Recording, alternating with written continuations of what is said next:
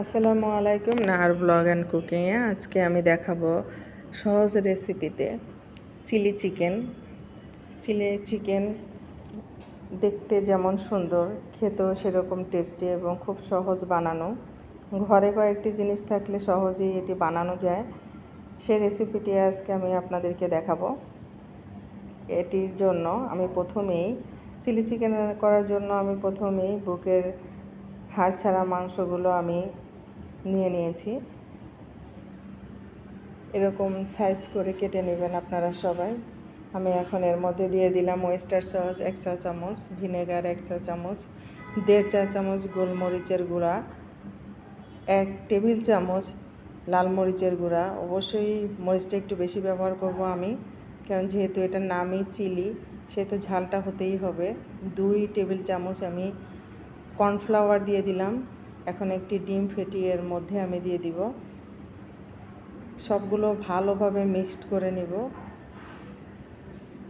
ভালোভাবে মিক্সড করে নিতে হবে, এটি ম্যারিনেট করে রাখার কোনো দরকার নাই।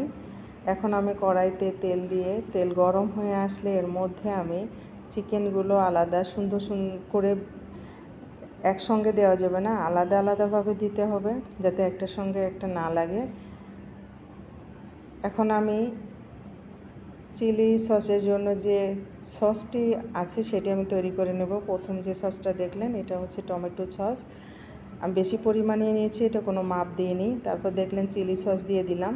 তারপরে 1 টেবিল চামচ আমি দিয়ে দিয়েছি সয়া সস, 1 চা চামচ ওয়েস্টার সস, 1 টেবিল চামচ চিনি, গোলমরিচ 1 চা চামচ। এগুলো দিয়ে আমি সসটা তৈরি করে ফেললাম।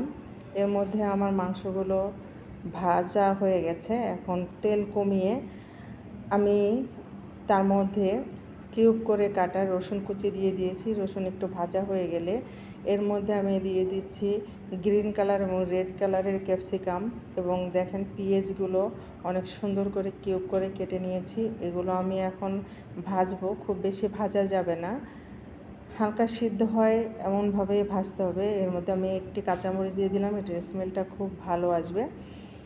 এখন এটা আমার ভাজা হয়ে গেছে। এর মধ্যে মিক্সড করা সসটুকু আমি এর মধ্যে দিয়ে দিব। একটু গরম হয়ে আসলে এর মধ্যে আমি চিকেনগুলো ছেড়ে দিব।